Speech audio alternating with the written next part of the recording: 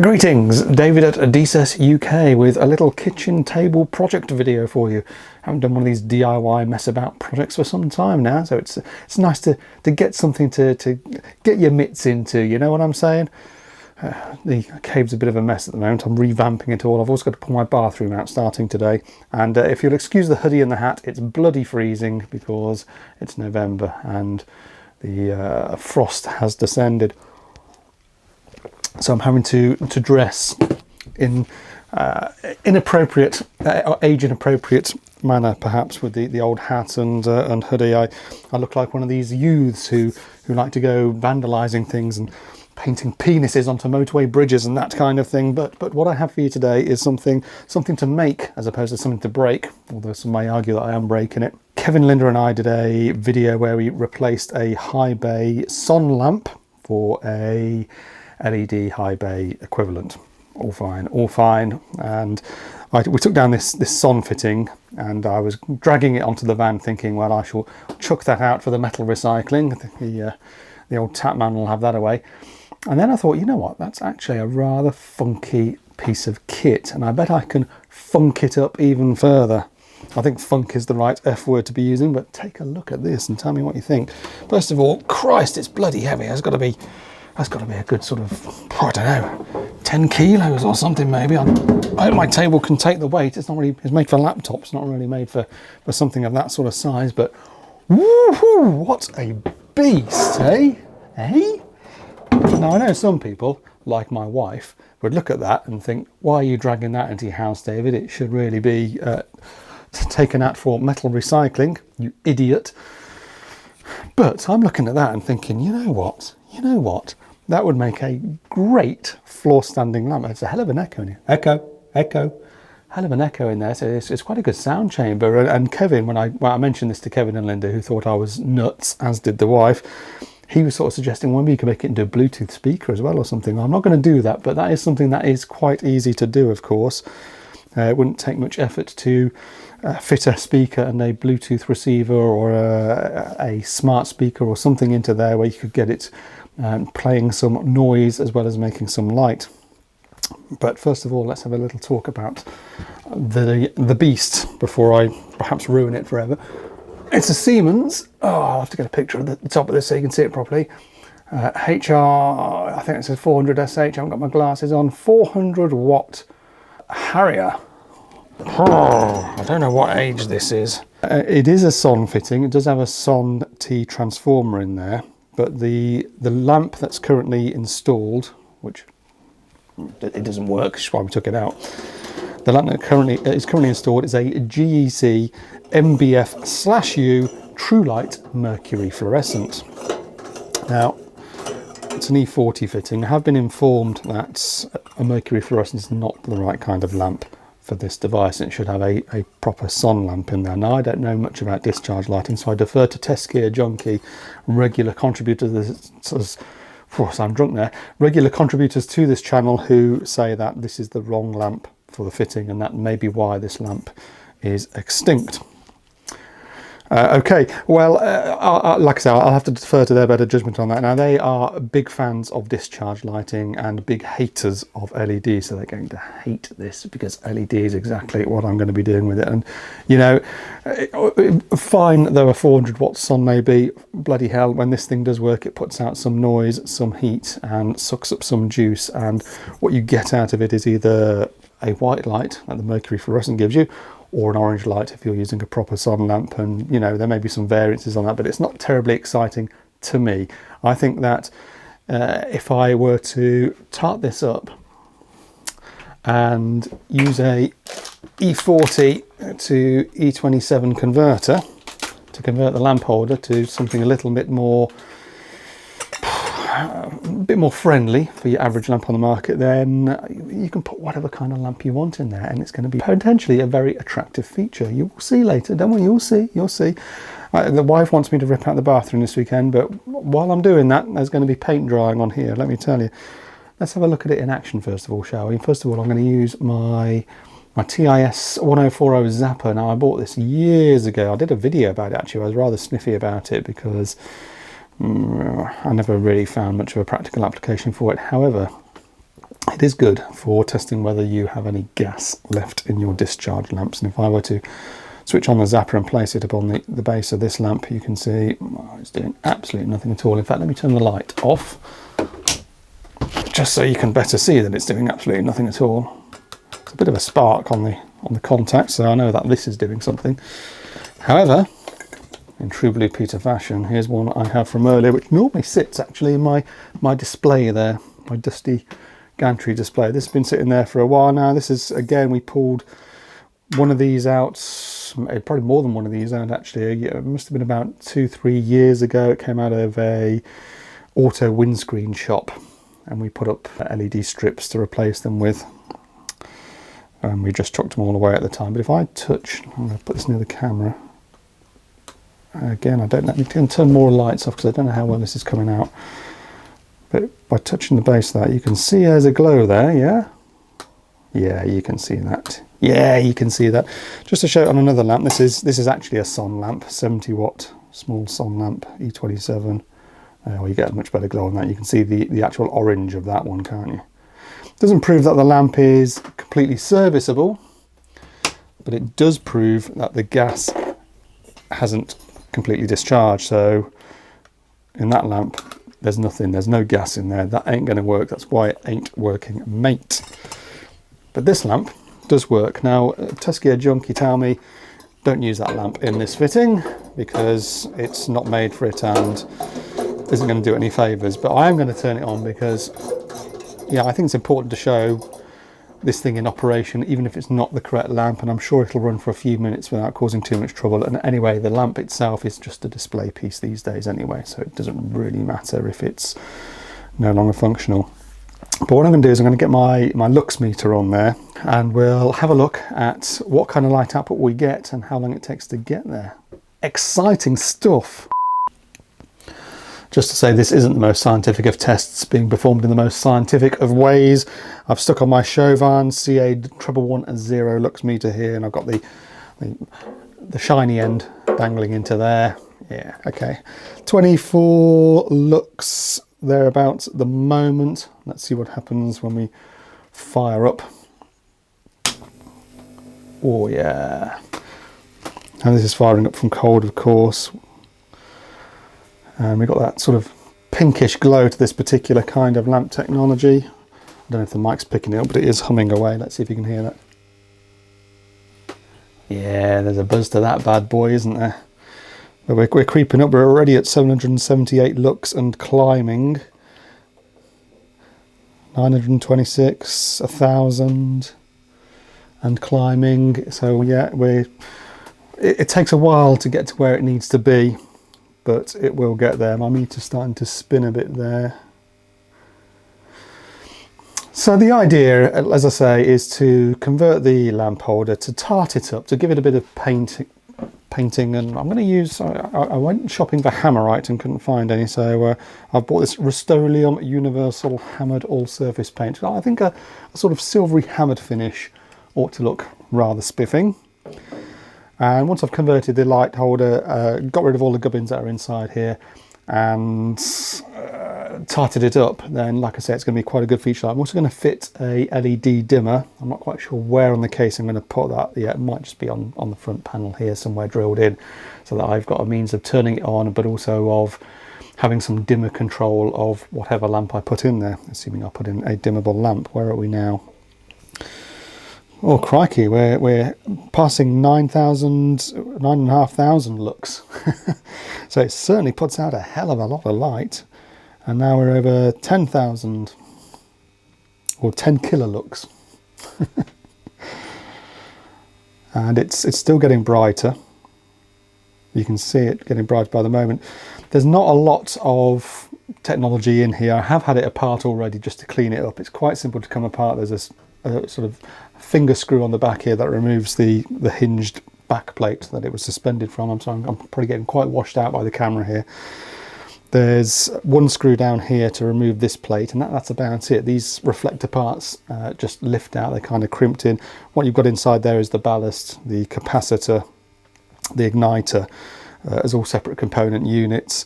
I'm going to take them out and retain them for Test Gear Junkie, so that they've got them as spares if they want them and need them. We're now passing 3,000. Oh, well, no, what are we on here? 35 kilolux, 36. Bloody hell! This is putting out a hell of a lot of light, really, isn't it?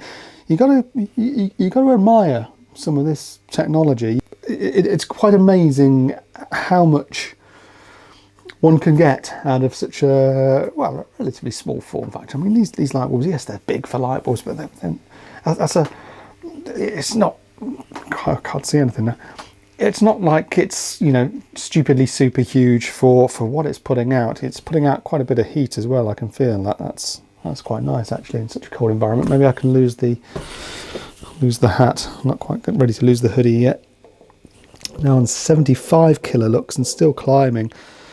As I say, probably not the right bulb for the job, not the right lamp for the job. And yes, you can say bulb, nothing wrong with saying bulb. Light bulb is a term you will find in the dictionary. It's not wrong to say light bulb.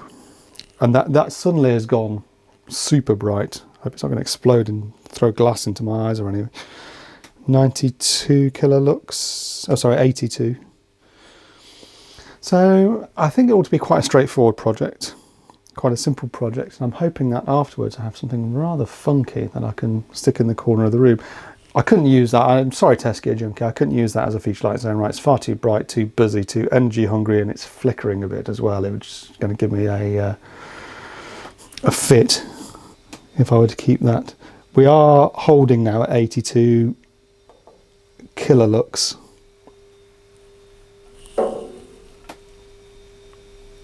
Based on where that sensor's hanging, so you know, that's the camera's going to be all over the place with this flickering and brightness, so I apologise for that, but I thought I'd show you it's doing what it used to do one last time before it finds a new lease of life, and hopefully the gubbins will go to Test Gear Junkie and they can do something with them. So you know, it's all upcycling. It's an upside to it all.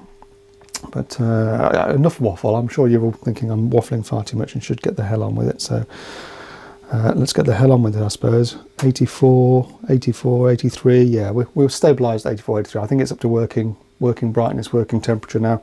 It is hot. I'm going to turn it off.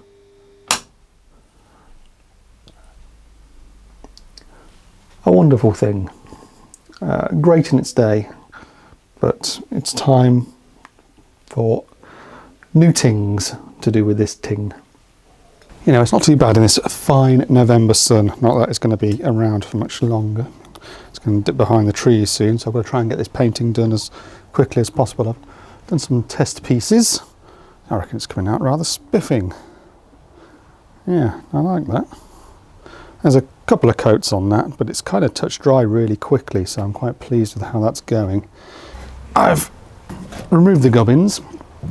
I'll tell you what, that transformer on its own, that's got to be over 5 kilos just there. You can hear the thunk as I pop it back on the deck there. Yeah, I've messed off things like the lamp holder, a couple of other bits, the label on the top. I've given it a light sanding just to give it a bit of a key, because this universal hammered paint says it ought to be keyed, so I've given it a bit of a sanding over. It wouldn't be the worst thing in the world if a bit of the old colour showed through in places. It could add a bit to the patina. I thought this dated back to the millennium, because the other lights at Chauvin where we pulled this from, the fluorescents, they were all dated to about 2000, but the component parts when I took them out here were actually date stamped as being around 1992, so it's about 30 years old at the time of recording, and desperately in need of a new lease of life, of course. Some may argue that that's not the case, but there we go. So what I'm going to do now is I'm going to give it its first coat, try and get it to dry a bit while the sun's still out, and hopefully I can, with any luck, get this project ticked off today. This is the front panel that sits on here. I've drilled a hole for a dimmer switch. That's going to be the on-edge and off-edge and the dimmerage. Now I could go with something like SmartTech. I'm trying to avoid SmartTech. I'm not a fan of it, as you know. I do have some Philips Hue myself, and it's actually playing up at the moment. They did an update recently where it stopped working with my Alexa. One of my lights works, the rest don't, and there seems to be nothing I can do about it. And there's lots of people complaining online in the same boat, and you get Philips on the one hand saying must be an Amazon problem, and Amazon going, must be a Philips problem. And that's kind of the problem you get with smart tech. You're sold this as it's a great solution, off you go. And it turns out it's really not, because when it stops working, nobody wants to know. You're probably bored of hearing me waffle, so better go on with painting this. I'm trying not to get it on the wife's decking or onto my Bosch top. I'm just going to give that a bit of a clean up and start some spraying.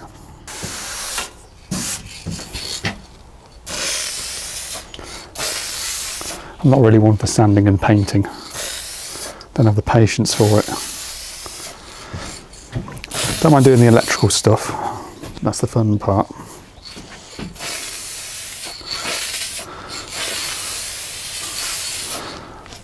But you've got to keep your eyes on the end result, really, haven't you? It does need a couple of coats, I found, with those other two pieces, so I'm just going to go over that fairly lightly. Hope it's not spraying on Nick's camera there. I'm using Nick Bundy's camera there.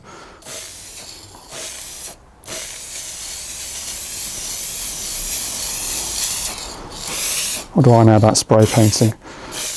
There'll be people there going, obviously nothing, David, because you're making a right cock about that.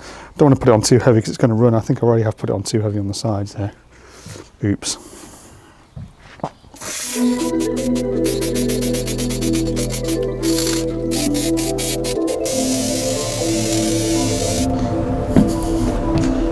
Shit. I've got paint on the patio doors. Better clean that up before all the wife spots it. Probably over egging this completely now. The light is fading, the temperature is dropping, but I think I've got what I need where I need it. Use it the whole bloody can. I found it got a bit sort of sloppy and gloopy toward the end. But the overall coverage hopefully is fairly even, a bit streaky in places. I'm not too fussed about that because again it's an industrial looking light. And it doesn't matter if it looks a bit sort of industrially patinaed, one might say. But I suppose the proof is in the pudding, and we'll see what it looks like when dry. Stop it, David, stop it. I'm just going to make it streak everywhere. Same day, very PM. The paint has kind of dried. I've put some adhesive feet on the bottom of it. It's not as weighty as it used to be with all that gubbins removed. And on the rear, I have spliced on a new cable, and I've fitted a gland there, a stuffing gland for some strain relief. You can see the back's not really painted because it's either going to be sat in a corner or suspended from a ceiling in its future life. A corner more likely, that's my plan for it anyway. Again, it's a bit wobbly on the old laptop table here. Hope it doesn't all fall apart on me. But so yeah, the paint job's not too bad. If I'd have taken more time and patience over it, I could have probably done it a little better. It's a bit streaky in places. I found with that particular spray, it's supposed to be able to use it from any angle, but I found that, you know, you got so far down the can, it's got very spluttery, which is annoying.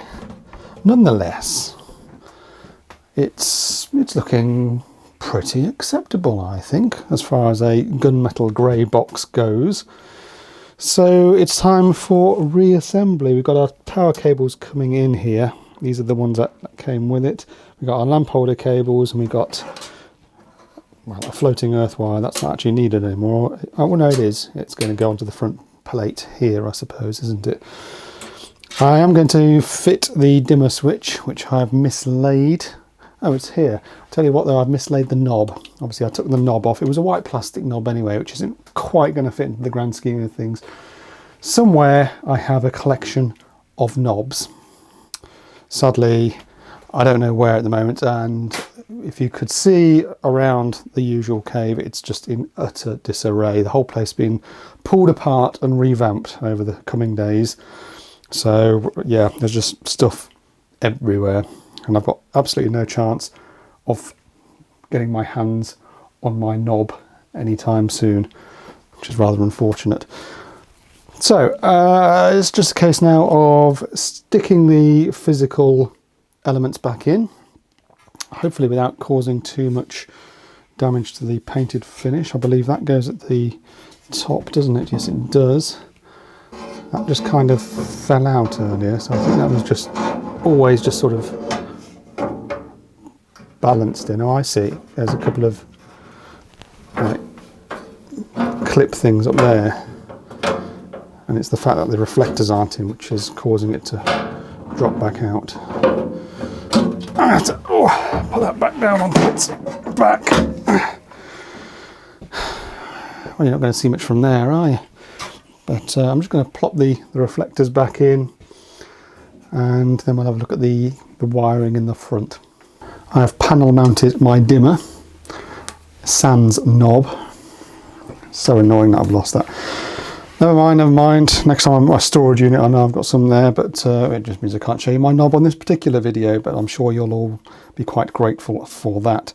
So this is going to mount on the front, back to where it was. Wiring, obviously, very straightforward. I have my incoming line, this brown wire here, which I'm going to have to extend using a little, well, this happens to be an ideal push fit connector. Other brands exist, Wago, Hellerman, Titan, etc.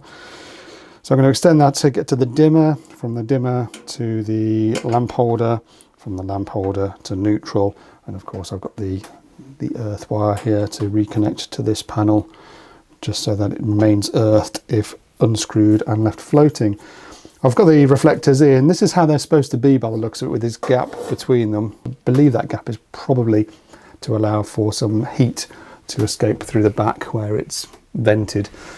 Obviously we won't need that really anymore, because the LED lamps I should be putting in won't be getting to any kind of horrendo temperature. I also have my E40 to E27 converter. So I hope that, I haven't tried that yet, I hope that fits in all right, because obviously any lamp I'll be screwing into this will be an E27. I've got a couple to play with just to show you this thing in action once it's finally working. Assuming it does work and I haven't ballsed it up. So, you know, it's all exciting stuff. I'm just going to connect these wires together, get that panel on, and then we'll see what kind of funk the funk do. Let's have a play with some different lamps. In fact, let's turn the lights off so you can better see what these different lamps look like. How about a flame effect lamp? Interesting. Or not. Maybe you'd have to have some kind of cover over that, but you know, it's different. Here's an interesting one. Nice warm glow. It's almost like an upside down Christmas tree in a lamp, this one. Here's a funky one for you. The disco light bulb. Hey, come on. Wow, that's throwing some shapes all around the place. We need the smoke machine on for this one, I think. Yeah! Cock on! Oh, while the smoke clears, how about an LED squirrel cage? This one's dimmable, so we can have it down quite low for a bit of, well, just a bit of accent lighting, or we can ramp it right up for some warm glowage. Like I say, you get these LED ones in all sorts of sizes, flavours, different models, filaments with spirals, and all sorts of interesting things. This one's quite a basic one, but nonetheless, you can see the style there, and it works well with the dimmer. However, enough of all this. There is one light bulb which, when I saw it, I thought, that's the one for this project. That's the one I'm going to put in this. It's going to be expensive, 36 odd quid from Amazon, link in description, but that's the one I want to see in this. So let's get that bad boy out. And this is it. A very funky shape. The outer material has different colours on it. It has a spiral LED filament. It is dimmable, and I'm rather hoping it's going to look the dog's knob once placed within this thing. I must say as well, I've had to do a bit of faffing about with the lamp holder here. I'm obviously using this E40 to E27 converter, and I've found that some of these lamps don't make contact very easily. It's always a problem with these screw fittings. Sometimes you need to prise out the tangs a little bit or whatever just to get the lamp to make contact properly, and I've had to shove a bit of tin foil in the side here just to make this work, but well, hopefully it'll work. Let us see. Oh, let's turn this big light off over here. That looks fantastic. I don't know how well it's going to come out on camera. Let me dim it down a little bit, but you can see the spiral filament, and it's throwing off all sorts of different colours here. Let me get my phone out and get some video of it for you on there. I'm not going to film it at full brightness, but that looks ace. Yeah.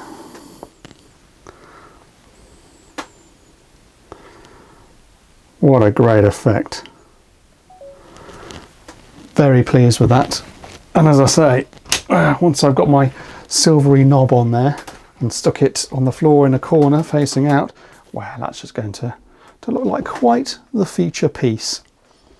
And aside from the lamp and the dimmer, it hasn't cost anything. I'm using a Zeno dimmer. I could have very easily have used a V Pro or something like that, proper LED dimmer. But yes, a very pleasing project, a nice bit of upcycling. Everyone thinks I'm mad, but what the hell.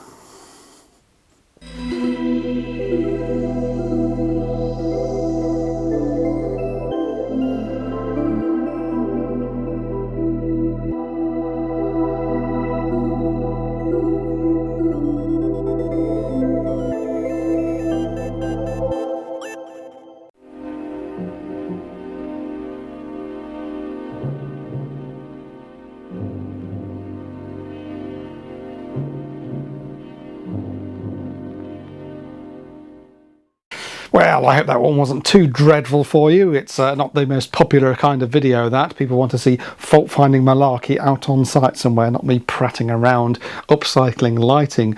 Nonetheless, you get what you get, kids. Anyway, just a quick coffee shout-out. Only one name to read out for the Buy Me a Coffee platform, and that's Oldest Apprentice in the Northwest, who asks when the Hager AFDD update video is going to come out. And yes, there is one more video on AFDDs. It is in active scripting. I do hope to have that out quite soon, so watch this space, folks. One other mention, special mentions to Teskia Junkie for their advice on discharge lighting in this video, and I'm sorry of the sacrilege of turning that discharge light, that fine functional discharge light, into something kind of nicer, if I can say such a thing. But I do have the gubbins salvage from that light, which I'll pass on to you, which you may or may not thank me for in the future. I'm sure you've got plenty of discharge light gubbins hanging around that you probably never will use and don't need taking up space in your flat. Anyway, excuse me, my voice is giving up. I went to Wales last week. I seem to have come away with some kind of lurgy, of all things. So I shall take my Welsh COVID and bugger off until next time. Ta-ta for now, kids. It's medicinal.